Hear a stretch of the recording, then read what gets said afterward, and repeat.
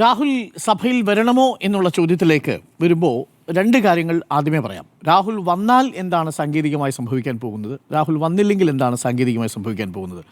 രാഹുൽ വന്നില്ലെങ്കിൽ ഒന്നും തന്നെ സംഭവിക്കാൻ പോകുന്നില്ല എന്നുള്ളതാണ്, സാങ്കേതികമായി ഒന്നും തന്നെ സംഭവിക്കാൻ പോകുന്നില്ല എന്നുള്ളതാണ് യാഥാർത്ഥ്യം.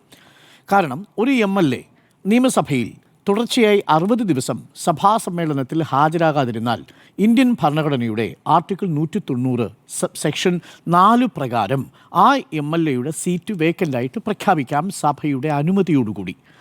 പക്ഷേ നിലവിൽ അങ്ങനൊരു സാഹചര്യമില്ല. കേരളത്തിൽ അങ്ങനെ ഒരു സാഹചര്യമേ സംഭവിക്കില്ല. കാരണം സഭ ഒന്നുകിൽ അനുവാദം കൊടുക്കും ഒരു അപേക്ഷ സ്വീകരിച്ചിട്ട് ഹാജരാകാതിരിക്കാൻ. ഇനി അനുമതി ഇല്ലാതെ ഒരു ആൾ വരാതിരുന്നാൽ പോലും സഭ ആ സീറ്റ് വേക്കൻ്റായിട്ട് പ്രഖ്യാപിക്കലല്ല രീതി എന്നുള്ളത് മറ്റേതെങ്കിലും കാര്യങ്ങളിലൂടെ ആ മറുപടി ചോദിച്ചെടുക്കുകയും അതിനെ റെഗുലറൈസ് ചെയ്യുമാണ് രീതി. അതൊന്ന്. നമ്മുടെ സഭയുടെ ചട്ടം 170, സഭയുടെ നടപടിക്രമങ്ങൾ അനുസരിച്ചുള്ള ചട്ടം 170 പ്രകാരം രാഹുലിന് വേണമെങ്കിൽ ഒരു അപേക്ഷ സമർപ്പിക്കാവുന്നതാണ്. എന്ത് അപേക്ഷ സമർപ്പിക്കാം? ഒരു അവധി അപേക്ഷ സമർപ്പിക്കാവുന്നതാണ്. ഇനി അവധി അപേക്ഷ സമർപ്പിച്ചില്ലെങ്കിലും ഒന്നും സംഭവിക്കില്ല എന്നാണ് ഞാൻ പറഞ്ഞത്. പക്ഷേ അവധി അപേക്ഷ സമർപ്പിക്കുകയാണെങ്കിൽ അത് ആരോഗ്യപരമായ കാരണങ്ങളാൽ എന്നത് മാത്രമായിരിക്കാം ഒരുപക്ഷെ ഈ സാഹചര്യത്തിൽ സമർപ്പിക്കാൻ കഴിയൂ. തന്നെ പാർട്ടി പുറത്താക്കിയതുകൊണ്ട് എന്ന് പറഞ്ഞുകൊണ്ട് അല്ലെങ്കിൽ സസ്പെൻഡ് ചെയ്തു എന്നുള്ളത് കൊണ്ട് ഒരു അവധി അപേക്ഷ കൊടുക്കാൻ പറ്റില്ല. അപ്പോൾ സാങ്കേതികമായി രാഹുൽ മാങ്കൂട്ടത്തിൽ നാളെ സഭയിൽ ഹാജരായില്ലെങ്കിൽ ഒന്നും തന്നെ സംഭവിക്കാൻ പോകുന്നില്ല സാങ്കേതികമായി രാഹുലിന് സഭയിൽ സമ്മേളിക്കുന്ന സമയത്തെ പ്രിവിലേജുകൾ, അതിൻ്റെ അലവൻസസ് നഷ്ടപ്പെടുമെന്നത് ഒഴിച്ചു നിർത്തിയാൽ ബാക്കി ശമ്പളം കൃത്യമായി കിട്ടും, ബാക്കി എല്ലാ ആനുകൂല്യങ്ങളും ആ രീതിയിൽ തന്നെ കിട്ടും. സഭ സമ്മേളിക്കുന്ന സമയത്തെ അലവൻസ് മാത്രം കിട്ടാതിരിക്കും. അത് മാത്രമേ സാങ്കേതികമായി ഇവിടെ സംഭവിക്കുന്നുള്ളൂ. ഇനി രാഹുൽ വന്നാൽ സാങ്കേതികമായി എന്താ സംഭവിക്കാൻ പോകുന്നത്?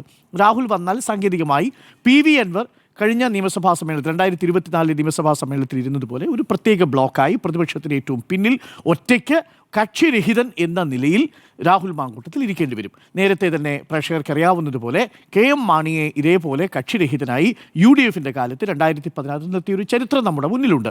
പക്ഷേ അന്നുള്ള കാരണമല്ല രാഹുൽ മാങ്കൂട്ടത്തിൽ നിന്ന്. അപ്പോൾ സാങ്കേതികമായി രാഹുൽ മാങ്കൂട്ടത്തിൽ ഒരു പ്രത്യേക ബ്ലോക്കിലാണ് ഇരിക്കുക. കാരണം പ്രതിപക്ഷ നേതാവ് പാർലമെൻ്ററി പാർട്ടിയിൽ നിന്ന് രാഹുൽ മാങ്കൂട്ടത്തിലിനെ പുറത്താക്കി എന്നുള്ള വിവരം ഒരു കത്തായി സ്പീക്കറെ അറിയിച്ചിട്ടുണ്ട്. അപ്പോൾ സഭയിൽ വന്നാൽ പ്രത്യേക ബ്ലോക്കിലിരിക്കണം. പ്രത്യേക ബ്ലോക്കിലിരിക്കുന്നത് കൊണ്ട് അദ്ദേഹത്തിന് ചർച്ചകളിൽ പങ്കെടുക്കാൻ കഴിയില്ല എന്നുണ്ടോ? അദ്ദേഹത്തിന് ചർച്ചകളിൽ പങ്കെടുക്കാം. 3 മണിക്കൂറുള്ള ഒരു അവിശ്വാസ പ്രമേയം വരുന്നു, അല്ലെങ്കിൽ ഒരു അടിയന്തര പ്രമേയം വരുന്നു, 1 മിനിറ്റ് 1.5 മിനിറ്റ് അദ്ദേഹത്തിന് സഭയിൽ സംസാരിക്കാം. കോൺഗ്രസ് അലോട്ട് ചെയ്യുന്ന സമയപരിധിക്കുള്ളിൽ അദ്ദേഹത്തിൻ്റെ പേരുണ്ടാവില്ല. അപ്പോൾ രാഹുലിന് പരമാവധി 1-1.5 മിനിറ്റ് 3 മണിക്കൂർ ഒരു ചർച്ച നീണ്ടാൽ സംസാരിക്കാൻ സാധിക്കും.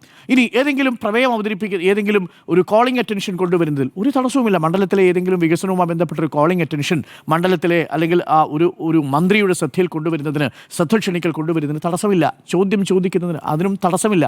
അതിനൊന്നും തന്നെ ഒരു തടസ്സമില്ല. എല്ലാ പ്രിവിലേജും ആ അർത്ഥത്തിൽ രാഹുൽ മാങ്കൂട്ടത്തിൽ ലഭിക്കുകയും ചെയ്യും. അപ്പോൾ അങ്ങനെ അതാണ്, ഒരു അയോഗ്യതയുമില്ല രാഹുൽ മാങ്കൂട്ടത്തിലിന് സാങ്കേതികമായി സഭയിൽ വരുന്നതിൽ. പക്ഷേ രാഹുൽ വരണമോ എന്നതാണ് ചോദ്യം. രാഹുൽ വന്നാൽ യഥാർത്ഥത്തിൽ എന്താ പ്രശ്നം? രാഹുൽ വന്നാൽ ഞാൻ മനസ്സിലാക്കുന്നത് ഈ സഭയിൽ പ്രതിപക്ഷം 1-2 ചോദ്യങ്ങൾക്ക് വിയർക്കേണ്ടി വരുന്ന സാഹചര്യമുണ്ടാവും. അത് പിറ്റേ ദിവസത്തെ എല്ലാ മാധ്യമങ്ങളിലും, ആ ദിവസം തന്നെ ദൃശ്യമാധ്യമങ്ങളിലും, തൊട്ടടുത്ത ദിവസം എല്ലാ പത്രമാധ്യമങ്ങളുടെയും പ്രധാന തലക്കെട്ടാവാനും സാധ്യതയുണ്ട്. ഉദാഹരണത്തിന് ഇദ്ദേഹം ഒറ്റയ്ക്കൊരു ബ്ലോക്കായിട്ടിരിക്കുമ്പോൾ ഏതെങ്കിലും ഒരു MLA ഒരു പോയിന്റ് ഓഫ് ഓർഡർ ഉന്നയിച്ചുകൊണ്ട് ഇതുവരെ ആ സീറ്റിലിരുന്ന രാഹുൽ മാങ്കൂട്ടത്തിൽ എന്തുകൊണ്ടാണ് അവിടെ ഇരിക്കുന്നത് എന്ന് സ്പീക്കർ വ്യക്തമാക്കാമോ എന്നൊരു ചോദ്യം ചോദിച്ചു കഴിഞ്ഞാൽ സ്പീക്കർ സ്വാഭാവികമായിട്ടും കത്ത് പ്രതിപക്ഷ നേതാവ് തന്നിട്ടുണ്ടെന്നും പാർട്ടിയിൽ നിന്ന് പുറത്താക്കിയതുകൊണ്ടാണ് ഇരിക്കുന്നതെന്നും പറയുമ്പോൾ തുടർന്ന് സഭയിൽ ഭരണപക്ഷത്തിരിക്കുന്ന ഏതെങ്കിലും ഒരു MLAക്ക് എന്തിനു പുറത്താക്കി എന്നുള്ളൊരു കാരണം പ്രതിപക്ഷ നേതാവിനോട് ചോദിക്കാം. പ്രതിപക്ഷ നേതാവ് അത് അവിടെ പറയാൻ നിർബന്ധിതനാവുന്ന സാഹചര്യം ഉണ്ടാവും, അല്ലെങ്കിൽ നിശബ്ദനാകേണ്ടി വരുന്ന സാഹചര്യം ഉണ്ടാവും വേണ്ടി വന്നാൽ. ഇങ്ങനെയൊക്കെ പലതരം സ്ട്രാറ്റജി ഉപയോഗിക്കാം. അല്ലാതെ KM മാണി സഭയിൽ വന്നതുപോലെയുള്ള ഒരു ബഹളവും CPM ഈ വിഷയത്തിൽ ഉണ്ടാക്കില്ല എന്ന് തന്നെയാണ് ഞാൻ കരുതുന്നത്. കാരണം ഓരോ ഉത്തരം പറയുമ്പോഴും എഴുന്നേറ്റ് നിന്നുകൊണ്ട് പ്രതിപക്ഷം പുറത്താക്കിയ രാഹുൽ മാങ്കൂട്ടത്തിൽ, അല്ലെങ്കിൽ ലൈംഗികാരോപണ വിധേയനായി എന്ന് മാധ്യമങ്ങൾ ചിത്രീകരിച്ചിരിക്കുന്ന ഒരു MLA പുറത്താക്കിയിരിക്കുന്ന എന്ന് പറഞ്ഞുകൊണ്ട് തുടങ്ങാം വേണമെങ്കിൽ ഭരണപക്ഷത്തിന്. ഓരോ ഉത്തരവും വേണമെങ്കിൽ ഭരണപക്ഷത്തിലെ മന്ത്രിമാർക്കോ MLAമാർക്കോ നാളെ ചർച്ചയിൽ ഇടപെട്ടുകൊണ്ട് സംസാരിക്കുമോ, അല്ലെങ്കിൽ മറ്റന്നാൾ മുതൽ നാളെ ചരമോപചാരം അർപ്പിച്ച് പോവുകയാണ്, ഈ രാഹുൽ മാങ്കൂട്ടത്തിനെ ചൂണ്ടിക്കൊണ്ട് സംസാരിക്കുന്ന സാഹചര്യമുള്ളൂ. ഇതെല്ലാം പ്രതിപക്ഷത്തിൻ്റെ ആക്രമണത്തിൻ്റെ മുനയെ ഒടിക്കുമെന്നുള്ളതാണ് ഞാൻ മനസ്സിലാക്കുന്നത്. രാഹുൽ നിലവിലത്തെ സഭയിൽ വരാതിരിക്കുന്നതാണ് പ്രതിപക്ഷത്തിന് നല്ലത് എന്നതാണ് എൻ്റെ ടേക്ക്. എന്തുകൊണ്ടെന്നാൽ, ഒന്ന്, ഈ പറയുന്ന ഒരു അവഹേളനം ഒഴിവാക്കാൻ സാധിക്കും. എല്ലാ ശ്രദ്ധയും രാഹുൽ മാങ്കൂട്ടത്തിലേക്ക് പോകുന്നൊരു സാഹചര്യം ഉണ്ടാവും. നാളെ ശ്രദ്ധ പോകേണ്ടത് അതിലേക്കല്ല എന്നാണ് എൻ്റെ വിശ്വാസം. നാളെ മുതൽ മറ്റന്നാൾ മുതൽ ചർച്ച തുടങ്ങുമ്പോൾ സ്വാഭാവികമായും നിയമനിർമ്മാണം ഒരു പ്രധാനപ്പെട്ട വിഷയമാണ്. അതിനേക്കാൾ പ്രധാനപ്പെട്ട ചില വിഷയങ്ങൾ സഭയിൽ ഉന്നയിക്കാൻ പ്രതിപക്ഷം തയ്യാറെടുക്കുകയാണ്. പ്രേക്ഷകർ ഓർമ്മിക്കണം, ഈ നിയമസഭാ സമ്മേളനം കഴിഞ്ഞാൽ പിന്നീട് ബഡ്ജറ്റ് സെഷനാണ് വരുന്നത്. ഈ സഭാ സമ്മേളനം 12 ദിവസവും ബഡ്ജറ്റ് സെഷനും കഴിഞ്ഞാൽ പിന്നീട് മാർച്ചിലേക്ക്, തെരഞ്ഞെടുപ്പിൻ്റെ ഘട്ടത്തിലേക്ക് നമ്മൾ പോവുകയാണ്. അപ്പോൾ ഏറ്റവും നിർണായകമായ ദിവസങ്ങളാണ്. ഇതൊരു സ്പെഷ്യൽ സെഷനാണ്. പ്രതിപക്ഷം എന്താണോ മനസ്സിൽ കരുതിയിരിക്കുന്നത് അത് ആക്രമണമായി ഉന്നയിക്കുന്നതിന് രാഹുൽ മാങ്കൂട്ടത്തിൻ്റെ സാന്നിധ്യം തടസ്സമാകും. അതുകൊണ്ടാണ് പ്രതിപക്ഷ നേതാവ് ആവർത്തിച്ചു പറയുന്നത്, ഞങ്ങൾ എടുത്ത നിലപാട് ഇതാണ്, പാർലമെൻ്ററി പാർട്ടിയിൽ അദ്ദേഹം ഇല്ല, CLPയിൽ അദ്ദേഹം ഇല്ല എന്ന് പ്രതിപക്ഷ നേതാവ് പറയുന്നതിൻ്റെ ഒരു ലോജിക്ക് അതാണ്. പക്ഷേ ഏറ്റവും ധാർമ്മികമായ ചോദ്യം അതല്ല. ഞാൻ നേരത്തെ പറഞ്ഞു, 60 ദിവസം സഭയിൽ ഹാജരാകാതിരുന്നാൽ മാത്രമേ അത്തരത്തിലൊരു ചോദ്യമെങ്കിലും സഭ ചോദിക്കുകയും സഭയുടെ അനുമതിയോടുകൂടി ആ സീറ്റ് വേണമെങ്കിൽ വേക്കൻ്റായിട്ട് പ്രഖ്യാപിക്കാൻ കഴിയൂ. പക്ഷേ അടുത്ത മാർച്ച് വരെ ഈ സർക്കാരിന് മുന്നിൽ 60 ദിവസം നിയമസഭാ സമ്മേളനം ഇല്ല എന്നുള്ളത് കൊണ്ട് അങ്ങനെ ഒരു പ്രശ്നമേ ഉദിക്കുന്നില്ല. ഇത് 12 ദിവസം, പിന്നീട് ബഡ്ജറ്റ് സെഷൻ, അത് കഴിഞ്ഞാൽ പിന്നെ ഒരു സെഷൻ കൂടി ഉണ്ടാവും. 3 സെഷനുകൾക്ക് പരമാവധി 40-42 ദിവസങ്ങൾ മാത്രമായിരിക്കും പരമാവധി ഉണ്ടാവുക. മറ്റൊന്നും സംഭവിച്ചില്ലെങ്കിൽ 2 സെഷനുള്ളൂ. എനിക്കൊന്ന് ബഡ്ജറ്റ് സെഷനും ഈ സെഷനും ഉള്ളൂ. ഇതിൽ തന്നെ 3 ഘട്ടങ്ങളിലായിട്ടാണ്. ആകെ 12 ദിവസമേ ഉള്ളൂ. നാളത്തെ ഒരു ദിവസം കഴിഞ്ഞാൽ പിന്നെ 11 ദിവസമേ ഉള്ളൂ. നാളെ ചരമോപചാരം അർപ്പിച്ച് പിരിയുകയാണ് ചെയ്യുക. VS അച്യുതാനന്ദൻ, അതേപോലെ വാഴൂർ സോമൻ, നമ്മുടെ പി തങ്കച്ചൻ, ഇവരുടെയൊക്കെ മരണത്തിൽ ചരമോപചാരം അർപ്പിച്ച് പിരിയുകയായിരിക്കും ചെയ്യുക. അതിനുമപ്പുറമൊന്നും നാളെ സംഭവിക്കാൻ പോകുന്നില്ല. മറ്റന്നാൾ മുതലുള്ള ചർച്ചകൾ വളരെ ചൂടേറിയ ചർച്ചകളായിരിക്കും. അതിൽ തന്നെ നിയമനിർമ്മാണം അടക്കമുള്ള വിഷയങ്ങളുണ്ട്. അതിലെനിക്ക് തോന്നുന്നു പ്രതിപക്ഷവും ഒരുപക്ഷെ യോജിക്കാനാണ് സാധ്യത. കൺകറന്റ് ലിസ്റ്റിൽപ്പെട്ട വിഷയമാണ്. വന്യജീവികളെ വെടിവെച്ച് കൊല്ലുന്നതടക്കമുള്ള വിഷയങ്ങളിൽ സംസ്ഥാനം ഒരു നിയമ ഭേദഗതിയുമായി മുന്നോട്ട് വരുന്നു. അത് സർക്കാരിൻ്റെ മറ്റൊരു പൊളിറ്റിക്കലായിട്ടുള്ള ഒരു നീക്കമാണ്. തെരഞ്ഞെടുപ്പ് അടുത്തിരിക്കുന്ന സമയത്ത് മലയോര കർഷകരെ സംബന്ധിച്ച് ഞങ്ങൾ മലയോര കർഷകർക്കൊപ്പം എന്ന് 4ാമത്തെ വർഷം അവസാനത്തെ സെക്കൻഡ് ലാസ്റ്റ് സെഷനിൽ ഒരു നിയമനിർമ്മാണം കൊണ്ടുവരുന്നു, ഒരു നിയമ ഭേദഗതി കൊണ്ടുവരുന്നു എന്നുള്ളതാണ്.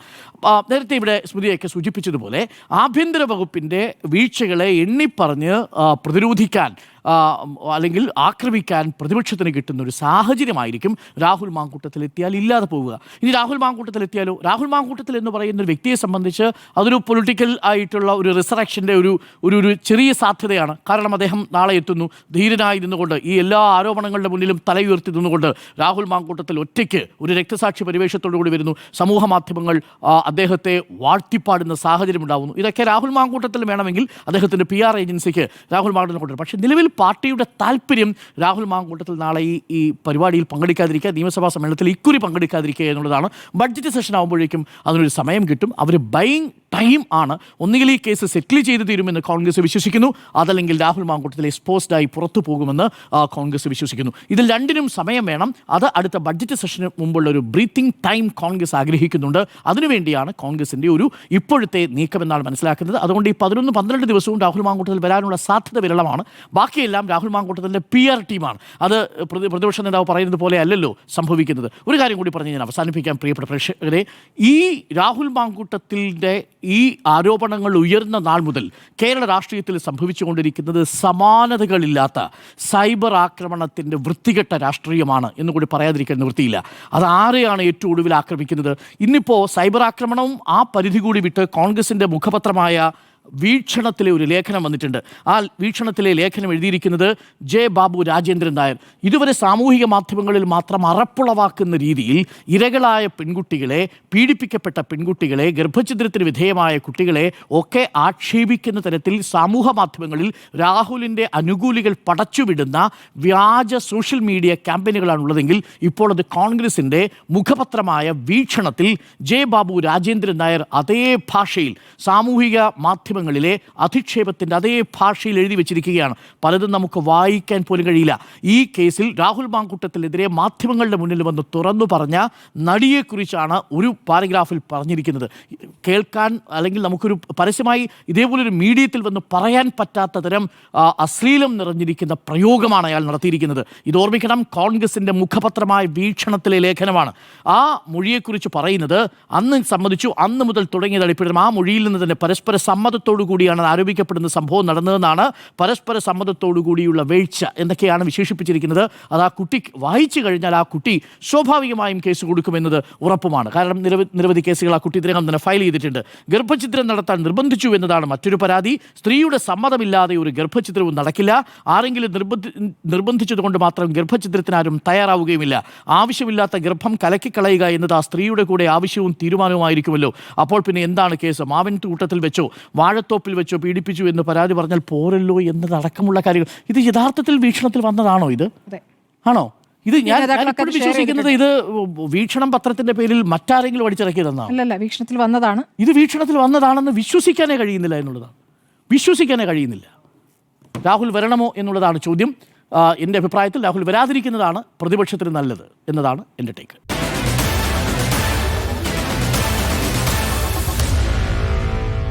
Meet the editors.